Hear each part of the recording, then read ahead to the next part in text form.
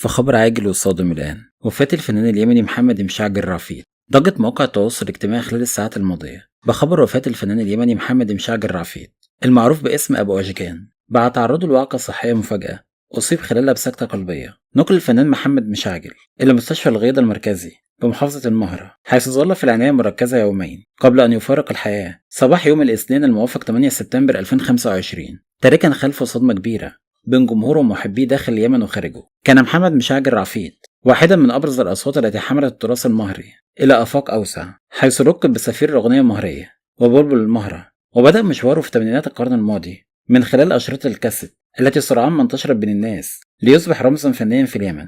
ترك الراحل بصمة فنية خالدة من خلال أعماله المميزة، وكان آخر ما سجل قبل وفاته بشهر واحد فقط أغنية بعنوان فيها جمال المهرة، التي اعتبرها الكثيرون رسالة وداعية جسدت حبه الكبير لوطنه وأرضه.